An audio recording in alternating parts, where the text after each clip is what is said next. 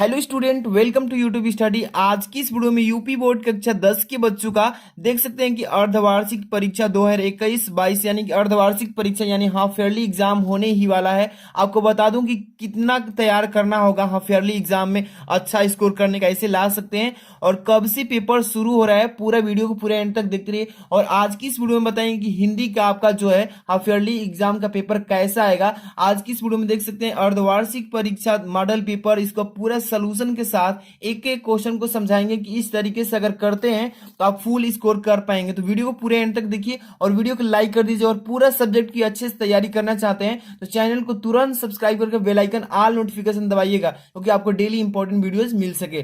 चलिए सबसे पहले नंबर मैं बात करूं तो कितना तैयार करना होगा आपको ये भी जानकारी मिल जाएगी और कब से पेपर स्टार्ट हो रहा है। तो बहुत सारे बच्चे कमेंट कर रहे थे कि सर हमारा जो एग्जाम है हाफ ईयरली का स्टार्ट हो चुका है, यानी कि बहुत सारे बच्चे बोल रहे हैं कि 20 से स्टार्ट होगा और बहुत सारे बच्चे बोल रहे हैं कि यानी 24 नवंबर से। कुछ बच्चे बोल रहे हैं कि मतलब 16 नवंबर से भी स्टार्ट हो गए। मतलब कि हर एक जिला में अलग अलग इस कॉलेज स्कूल जो है उसमें अलग अलग अपने अकॉर्डिंग कराया जा रहा है। तो यहाँ पर देखिए आपको कितना सिलेबस से तैयार करना होगा। तो सबसे पहले नंबर आपको बताया जा रहा है कि अर्धवार्षिक परीक्षा, इसका मतलब कि अर्धवार्षिक कहने का मतलब क्या हुआ। देखिए आपका टोटल तैयारी कितना परसेंट करना है तो 70% तैयारी करना है और 30% तो सिलेबस को कट कर दिया गया है तो 30% को तैयार करना ही नहीं है, 70% तैयारी करना है, जिसमें से 70% में से आपको अर्धवार्षिक यानी कि 35% को तैयार कर लेना है। हिंदी हो, देखिए क्लास 10 का हिंदी हो या इंग्लिश हो या साइंस हो या मैथ हो या सोशल साइंस हो या संस्कृत हो, जो भी चीजें हैं या आर्ट से हैं या कला से, तो आपको उसमें से आधा मतलब 35% सिलेबस तैयार करना होगा। यानी कि आपको आधा कोर्स जो पढ़ना है उसमें से आधे तैयारी कर लेना, उसी में से आपका पेपर आएगा। तो आज की इस वीडियो में देखिए सबसे पहले नंबर जो अर्धवार्षिक परीक्षा होगा हिंदी क्या बताएंगे। देख सकते हैं अर्धवार्षिक परीक्षा मॉडल पेपर और यहाँ पर हिंदी कक्षा 10 के बच्चों का है और सेम जैसे पेपर बोर्ड एग्जाम में आता है वैसे ही ये भी होगा। तो आपको एक एक क्वेश्चन को अच्छे से समझ लेना है। सबसे पहले नंबर यहाँ पे आपको दिख रहा होगा समय जो है 3 घंटे 15 मिनट, सेम जो बोर्ड का पेपर होता है उतना टाइम जिसमें मिलता है उसमें भी उतना ही मिलेगा। और मार्क्स की बात करें तो यहाँ पे आप देख सकते हैं लास्ट में इधर ऊपर लिख रहा है कि पूर्णांक जो है आपका 70 मार्क्स का, यानी कि 70 नंबर की टोटल तैयारी करना है। और सबसे पहले नंबर मैं बात करूं तो यहाँ पे एक एक क्वेश्चन का सोल्यूशन भी बताएंगे कैसे कैसे तैयारी करना है। पूरा वीडियो को अंत तक देखिए। निर्देश पढ़ना बहुत ही जरूरी है। सबसे पहले आपको कि कितने क्वेश्चन किस खंड से करने हैं और कितने छोड़ने हैं, तो पूरा जानकारी आपको निर्देश में दिया जाएगा।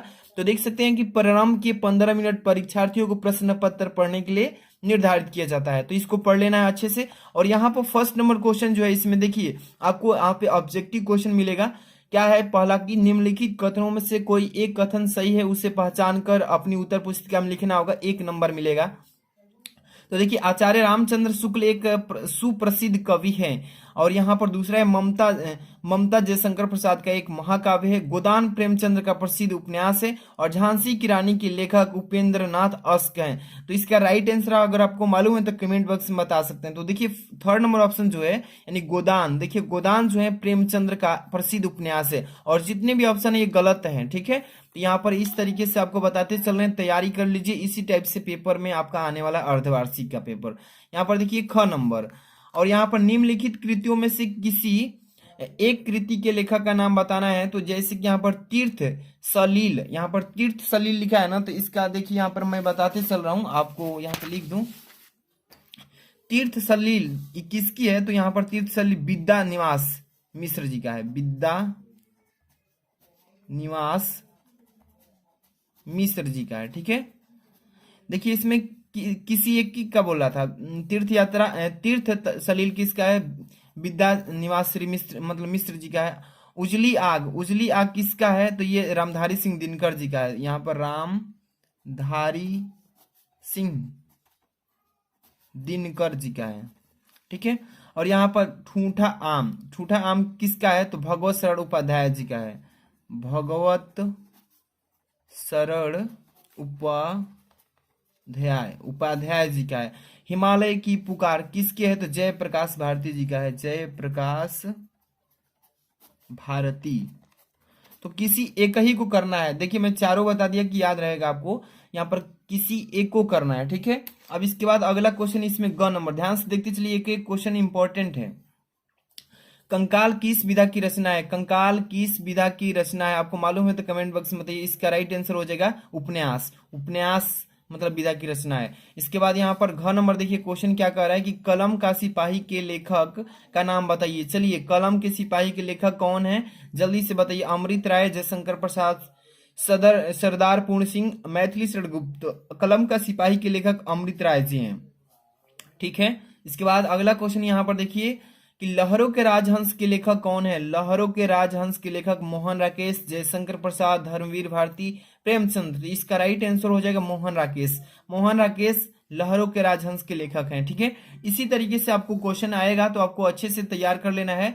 अब यहाँ पे क्वेश्चन नंबर 2 पर ध्यान दीजिएगा, क्या कह रहा है इसमें, क नंबर की रीतिकाल की 2 प्रमुख प्रवृत्तियों का उल्लेख कीजिए। प्रवृत्तियों का उल्लेख करना है, तो चलिए इसको मैं बताते चल रहा हूं। पहला नंबर रीति की 2 प्रमुख प्रवृत्ति बताना है, तो पहला नंबर क्या हो जाएगा, रीति।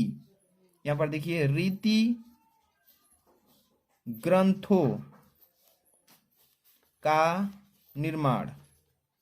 एक हो जाएगा रीति ग्रंथों का निर्माण, एक और बता देना है बस, ये श्रृंगार, श्रृंगार यहां पर रहेगा श्रृंगार की प्रधानता, ठीक है। तो ये 2 प्रवृत्ति बता दिए इसका रीतिकाल की। और यहाँ पे क्षयवाद की 2 प्रमुख विशेषता बताना है, क्षयवाद की। तो क्षयवाद का बता देते हैं, इसका भी देखिए यहाँ पर प्रकृति का मानवीकरण, एक हो जाएगा प्रकृति का मानवीकरण, और दूसरा आपका क्या हो जाएगा, चिंतन की प्रधानता, चिंतन की प्रधानता। आपको याद करके रखना है क्योंकि बोर्ड एग्जाम में हर साल ये पेपर में आता ही आता है। यहाँ पे ग नंबर क्या पूछा है कि प्रयोगवाद की किसी एक प्रवृत्ति का उल्लेख कीजिए। एक ही प्रवृत्ति बताना है प्रयोगवाद का, तो चलिए यहाँ पर बता देते हैं। प्रयोगवाद का विद्रोह का स्वर, विद्रोह का स्वर, ये हो जाएगा। बस इस तरीके से आपको करना है। अगला क्वेश्चन देखते हैं, इसमें क्या कह रहा है। इसमें 3rd नंबर, ध्यान से देखिए 3rd नंबर यहां पर क्या कह रहा है कि निम्नलिखित गद्यांशों में से किसी एक के नीचे दिए गए प्रश्नों के उत्तर दीजिए, जो कि 6 नंबर का गद्यांश पेपर में आएगा आपका, है ना। तो यहाँ पर क नंबर पूछेगा और अथवा में भी यहाँ पे मतलब ख नंबर 2 पूछेगा, तो कोई एक ही को करना होता है, ठीक है। कोई एक कीजिए, कह रहा है कि कोई एक ही का उत्तर दीजिए। तो देखिए इसमें पहले नंबर आपको गद्यांश कैसे सोल्व करना है, कैसे ट्रिक से समझना है, ताकि बोर्ड एग्जाम में आए तो आसानी से कर लीजिएगा। मित्र का कर्तव्य इस प्रकार बताया गया है। अब यहाँ पर उच्च और महान कार्य में इस प्रकार सहायता देना, मन बढ़ाना और साहस दिलाना कि तुम अपनी निज की सामर्थ्य के बाहर काम कर जाओ। यह कर्तव्य उसी से परा होगा जो दृढ़ चिंत और संकल्प का हो। अब देखिए इसमें हमें ऐसे ही मित्रों की खोज में रहना चाहिए जिसमें हमें अधिक आत्मबल हो। हमें उसका पल्ला उसी तरह पकड़ना चाहिए जिस तरह सुग्रीव ने राम का पल्ला पकड़ा था। अब यहाँ पर देखिए, मित्र हो तो प्रतिष्ठित और शुद्ध हृदय से हो, मृदु और पुरुषार्थी हो, शिष्ट और सत्यनिष्ठ हो, जिसमें हम अपने को उनके भरोसे पर छोड़ सके और यह विश्वास कर सके कि उनमें किसी प्रकार का धोखा न हो। तो देखिए इसमें क्वेश्चन पूछेगा, इसको पढ़ेंगे। उपयुक्त गद्यांश का संदर्भ बताइए और यहाँ पर रेखांकित अंश की व्याख्या बताइए। मित्र का कर्तव्य कैसा होना चाहिए, इसी गद्यांश में से उत्तर देना है। 3 क्वेश्चन पूछेगा, 2-2 नंबर के रहेंगे, यानी कि 6 नंबर मिलेंगे। तो उपयुक्त गद्यांश, जैसे ही गद्यांश पढ़ेंगे तो आपको जानकारी मिलेगा कि किस पार्ट से ये गद्यांश को लिया गया है। तो आपको मालूम हो ही गया होगा मित्रता पार्ट से। देखिए मित्र दे रहा है ना, तो ट्रिक से समझिए। मित्र आ रहा है, मित्रता के बारे में ज्यादा इसमें वर्णन किया है, तो ये पार्ट कौन सा है, मित्रता पार्ट है। मित्रता, इस मित्रता पाठ को कौन लिखे आपको ये जानकारी होगा तभी आप कर पाएंगे। आचार्य रामचंद्र शुक्ल जी, आचार्य रामचंद्र शुक्ल जी लिखे हैं, ठीक है, आचार्य रामचंद्र शुक्ल जी। अब इसके बाद यहाँ पे ख नंबर देखिए, इसी में आज विज्ञान मनुष्यों के हाथों में अद्भुत और सतजुल शक्ति दे रहा है। उसका उपयोग एक शक्ति और समूह के उत्कर्ष और दूसरे के व्यक्ति और समूह के गिराने में होते हैं। और यहाँ पर देखिए अंडरलाइन दिया है, तो अंडरलाइन इसमें भी दिया है। और यहाँ पे क्वेश्चन आपसे पूछेगा, क्या पूछ रहा है यहाँ पे कि उपयुक्त गद्यांश का संदर्भ, ध्यान से देखिएगा। संदर्भ लिखिए और रेखांकित अंश की व्याख्या, और इसी में गद्यांश में से यहाँ पे क्वेश्चन पूछा है। तो ये जो आप गद्यांश पढ़ रहे हैं, ये गद्यांश ये किस चैप्टर से लिया गया आपको पहले नंबर मालूम होना चाहिए। तो ये भारतीय संस्कृत पाठ जो आपका है, भारतीय संस्कृत पाठ, भारतीय जो संस्कृत पाठ है उसी से लिया गया। और इस भारतीय संस्कृत पाठ को कौन लिखे हैं, तो डॉक्टर राजेंद्र प्रसाद। कौन लिखे हैं, तो डॉक्टर राजेंद्र प्रसाद जी लिखे हैं। ये याद रहेगा तो भी आप कर पाएंगे।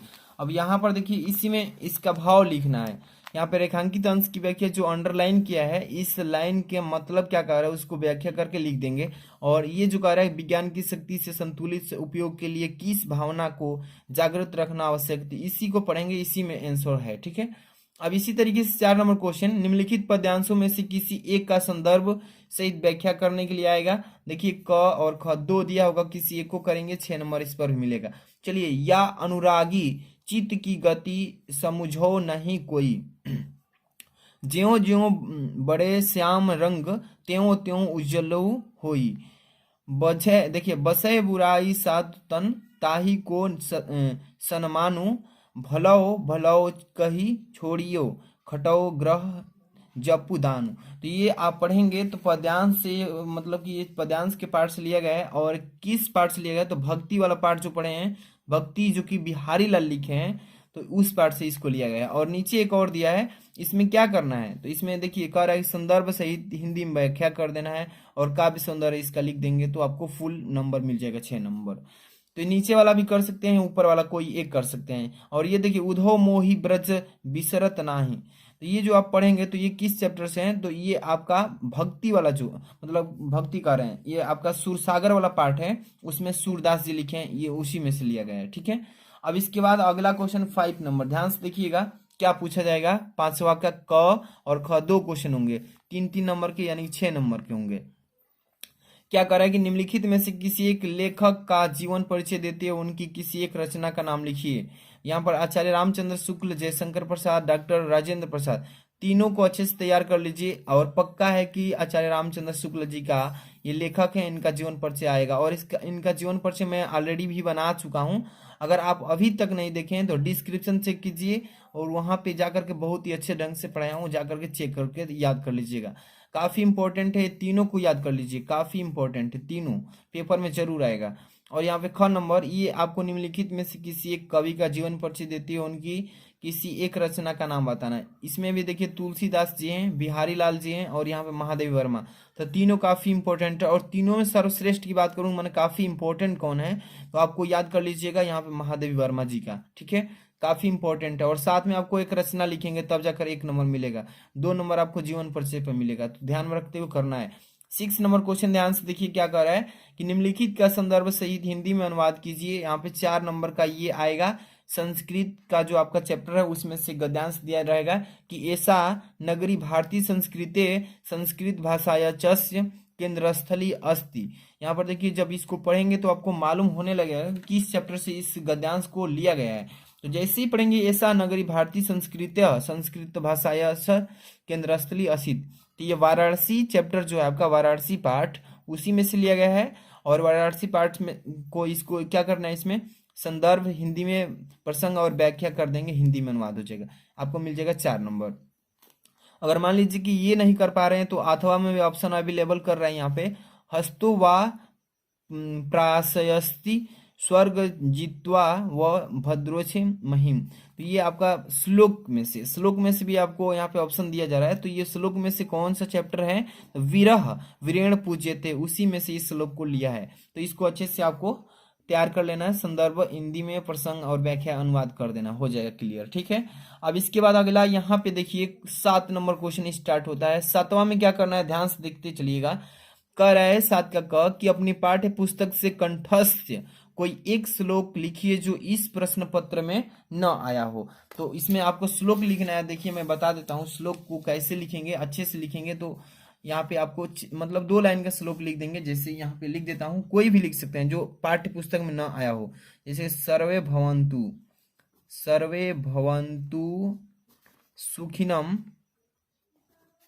सुखिनम सर्वे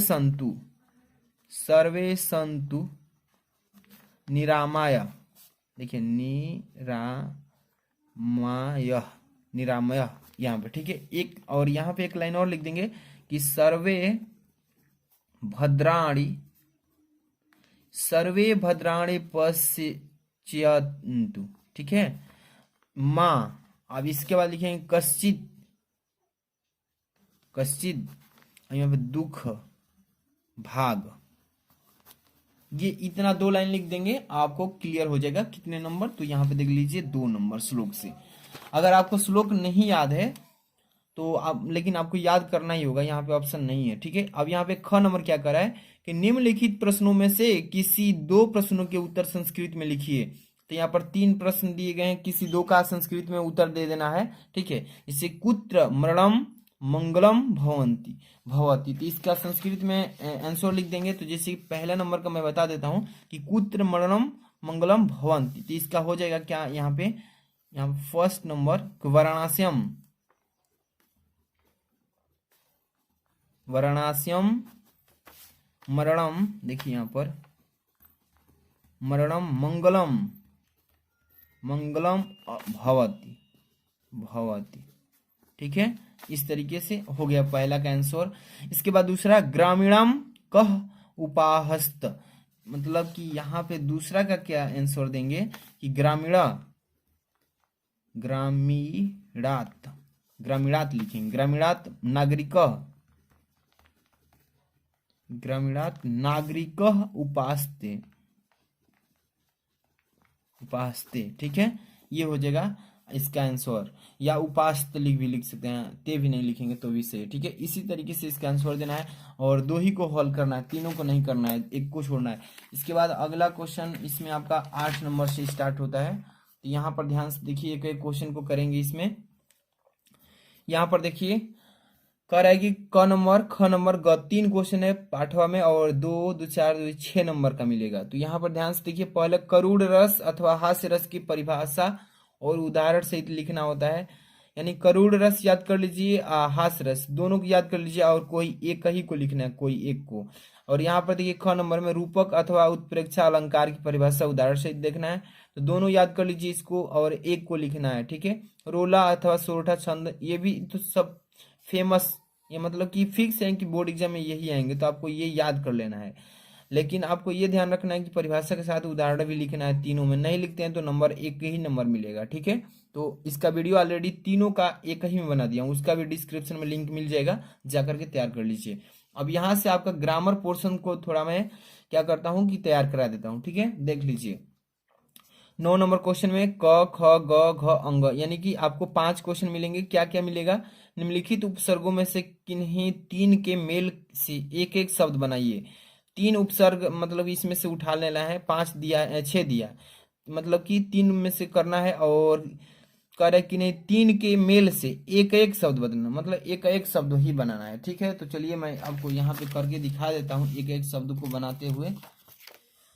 पहला नंबर देखिए, अप लिखा है ना, तो अप ऐसे आपको बनाना है। उपसर्ग कर है ना, तो अप लिखा है तो अपहरण हो जाएगा, अपहरण, ठीक है। मतलब इसमें कोई नया शब्द जोड़िए जो कि नया वर्ड तैयार हो जाए, नया शब्द तैयार हो जाए, ठीक है। इसी तरीके से आपको भी करना है। इसके बाद यहाँ पे प्र लिखा है ना, तो यहाँ पे तो एक ही करना है, 3 करना है, 3। तो यहाँ प्र लिखा है ना, दूसरा नंबर प्र, प्र लिखा है तो प्रति हो जाएगा, क्या हो जाएगा, प्रति। और तीसरा नंबर यहाँ पर देखिए अधि लिखा है, अधि लिखा है ना, तो यहाँ पर अधिकतर हो जाएगा, अधि क त आर। 3 ही करना है, लेकिन चलिए मैं इसको 5 को 6 को बता देता हूँ तो कि आपको अच्छा से याद हो जाए। अभी लिखा है ना, तो अभिमन्यु कर देंगे इसका, अभी का अभिमन्यु, ठीक है। इसके बाद 5 नंबर देखिए परि लिखा है, परि, इसका क्या हो जाएगा, परिवार हो जाएगा, परिवार। इसके बाद यहाँ पे 6 नंबर क्या लिखा है, सु लिखा है, सु लिखा है ना, तो सुधार हो जाएगा, सुधार, ठीक है। इसी तरीके से इसका बनाते हैं, मतलब क्या बनाना है, इसमें उपसर्ग बनाते हैं।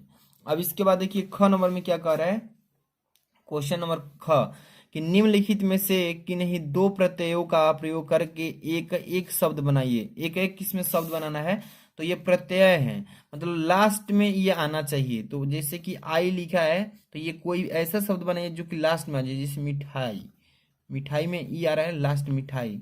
और इसमें से 2 को करना था, दूसरा क्या लिखा है, ता लिखा है। जैसे अनेकता, अनेकता लास्ट में आ रहा है ना ता, ये वाला, ये भी लास्ट में आ रहा है पढ़ने पर, उच्चारण करने पर, ठीक है। और यहाँ पे वट लिखा है तीसरा में, तो वट का क्या हो जाएगा, बनावट, बनावट। आप भी कर सकते हैं इजिली, इसी तरीके से करना है। यहाँ पर देखिए थर्ड नंबर क्या कह रहा है, ग नंबर, कि निम्नलिखित में से किन्हीं दो समास विग्रह कीजिए तथा समास का नाम बताइएगा।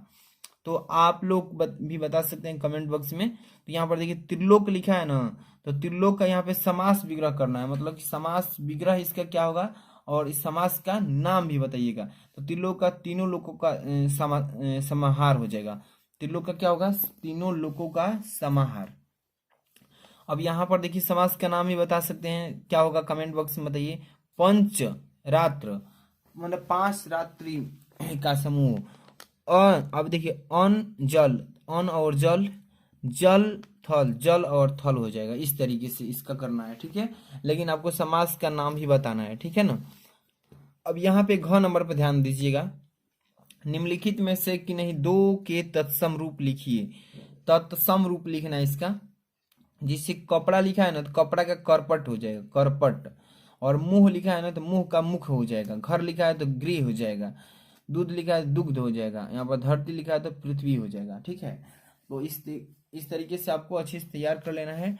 यहाँ पे घ नंबर देखिए, घ नंबर क्या लिखा है कि निम्न सॉरी अंग नंबर, निम्नलिखित में से कि नहीं दो शब्दों के दो दो प्रवाची बताइए। प्रवाची बताना है आपको। प्रवाची, नदी का प्रवाची क्या होगा, और यहाँ पे पर्वत का दो ही को बताना है, ठीक है। तो नदी का प्रवाची क्या होगा, अगर मालूम है तो कमेंट बॉक्स में जरूर बताइए। और यहाँ पर देखिए पर्वत लिखा है, तो चलिए सबसे पहले नदी का देख ले। नदी क्या हो जाएगा, सलील। नदी क्या हो जाएगा, सलील, या सलीला भी लिखते हैं। और इसका सरिता भी हो जाएगा, दो दो बताना है, सलील और एक हो जाएगा सरिता। और पर्वत का हो जाएगा पहाड़, और गिरी हो जाएगा, ठीक है। दो ही बताना है। अब इसके बाद 10 नंबर क्वेश्चन स्टार्ट होता है, ध्यान से देखिएगा क्या कह रहा है इसमें। क नंबर, कि निम्नलिखित में से कि नहीं दो में संधि विच्छेद कीजिए और संधि का नाम बताइएगा। तो संधि विच्छेद करना है इसका, तो चलिए इस पेज पर कर देते हैं संधि विच्छेद। दो को ही करना है इसमें। प्रत्ययु, देखिए क्या लिखा है, प्रत्युत्रम, प्रत्युत्रम लिखा है ना, इसका संधि विच्छेद करेंगे, प्रतिधन उत्तरम हो जाएगा, प्रतिधन उत्तरम, ये हो गया संधि। इसी तरीके से दूसरा क्या लिखा है इसमें, तो देखिए इसमें प्रत्युपकार, प्रत्युपकार, इसका संधि विच्छेद कर दीजिए। तो ये इसका क्या हो जाएगा, प्रतिधन उपकार, ठीक है। इस तरीके से हो जाएगा, प्रतिधन उपकार, इसी तरीके से कर लेंगे। इसके बाद इसमें दो ही करना था। इसके बाद अगला क्वेश्चन पर चलते हैं। देखिए यहाँ पे ख नंबर, क्या कि निम्नलिखित शब्दों में से शब्दों के षष्ठी विभक्ति एक वचन के रूप में लिखिए। षष्ठी विभक्ति एक वचन दोनों करना है, और दोनों में अथवा के रूप में भी है क्वेश्चन, कोई एक ही करना है। चलिए मति लिखा है ना, मति का, तो यहाँ पे षष्ठी विभक्ति और एक वचन में बताना है। तो मति का क्या हो जाएगा, यहाँ पे बता देता हूँ, देखिए मत्या हो जाएगा। ध्यान से इधर देखिए, मत्या, ठीक है, मत्या हो जाएगा। दूसरा इसमें क्या है, मधु लिखा है। तो जो भी आपको करना है, मति फल कोई कीजिए, तो मति बता दिए। मधु लिखा है तो मधु का बता देते हैं। तो मधु का क्या हो जाएगा, मधुना, क्योंकि ये देखिए इसमें क्या बताना था आपको मालूम है, षष्ठी विभक्ति और एक वचन बताना था, इसलिए इसको बता दिया गया है। अगला क्वेश्चन इसमें क्या कर रहा है, ग नंबर, निम्नलिखित में से किसी एक की धातु लकार पुरुष तथा वचन लिखिए। हस्तु लिखिए, अपठाम लिखिए, या पठ लिखिए। चलिए हस्तु का बता देते हैं। हस्तु का अगर देखिए यहाँ पर बता देते हैं, हस्तु, पेन इधर से लाइए, पेन चेंज किए, हस्तु, हस्तु का बता देते हैं। तो हस्तु लकार में ये है लोट लकार है, लोट लकार, और पुरुष है तो ये प्रथम पुरुष है, ठीक है। कौन सा पुरुष है, प्रथम पुरुष, और वचन है तो एक वचन, ठीक है। यही हो जाएगा इसका आंसर, ठीक है। आपको समझ में आ रहा है। अब इसके अगला क्वेश्चन देखेंगे। यहाँ पे घ नंबर क्या लिखा गया है इसमें, कि निम्नलिखित में से किन्हीं दो वाक्यों का संस्कृत में अनुवाद कीजिए। दोनों को संस्कृत में, कोई दो को करना है, चार दिया है इसमें से, कोई दो को ही करना है, ठीक है। तो चलिए इसको मैं बता देता हूँ पेज पर, इसी पेज पर बता देता हूँ।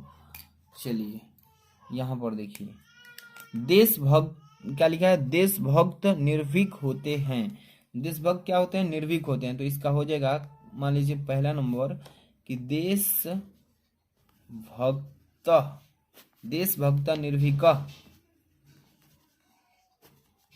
निर्भीक भवन्ति, ये हो जाएगा इसका आंसर। अब दूसरा क्या लिखा कि अपने राष्ट्र की रक्षा करना हमारा धर्म है, संस्कृत में कीजिए। ये पहला था, ये दूसरा, दो ही करना है। तो यहाँ पे लिखेंगे स्वराष्ट्रस्य, ठीक है, स्वराष्ट्रस्य रक्षाम कुरु अस्माकम धर्म, इस तरीके से हो जाएगा इसका आंसर। ठीक है, दो ही करना है इसमें, चार नहीं करना है। अब क्वेश्चन नंबर यहाँ पे 11 नंबर पे चले आते हैं, ध्यान से देखिएगा। निम्नलिखित विषयों में से किसी एक विषय पर निबंध बताना है। 6 नंबर का आता है, ध्यान से देखिएगा। पर उपदेश कुशल बहु तेरे, दूसरा है मेरी प्रिय पुस्तक जीवन में अनुशासन का महत्व, चौथा है किसी मेले का आंखों को देखना वर्णन। तो देखिए काफी इसमें से इंपॉर्टेंट बात करें ना तो ये 2 नंबर है, इसको तैयार करके जाइएगा। और इस पर कैसे लिखना है निबंध ऑलरेडी वीडियो बना दिए हैं मैंने पहले से ही, जाकर डिस्क्रिप्शन चेक कीजिए, सभी वीडियो मिल जाएंगी। ठीक है, और ये क्वेश्चन नंबर 12 जो दिख रहा है ये अजीलावार होता है। ठीक है, कह रहा है कि अपने पठित खंड काव्य के आधार पर निम्नलिखित प्रश्नों में से किसी एक प्रश्न का उत्तर बताना है। 3 नंबर का, ये हर एक जिले का अलग अलग है। तो आप मतलब कि आप किस जिले से हैं मालूम चलेगा तब बताएंगे कि इसमें से इम्पोर्टेंट है, क्योंकि हर एक बच्चे अलग अलग जिले से हैं। तो हर एक जिले का अलग अलग इसमें से याद करना है। किस जिले से हैं कमेंट बॉक्स में बताइए, इसका मैं ऑलरेडी बता दूंगा कि आप ये याद कर लीजिए, काफी इंपॉर्टेंट है। और इस वीडियो को लाइक कर दीजिए। अगर आप इस चैनल पर नए हैं तो ऐसे ही सारे सब्जेक्ट की तैयारी करना चाहते हैं तो सब्सक्राइब कर लीजिए चैनल को और तुरंत चैनल से जुड़े रहिए और इस वीडियो को शेयर कीजिए ज़्यादा से ज़्यादा। मिलते हैं नेक्स्ट वीडियो में, थैंक्स फॉर वॉचिंग।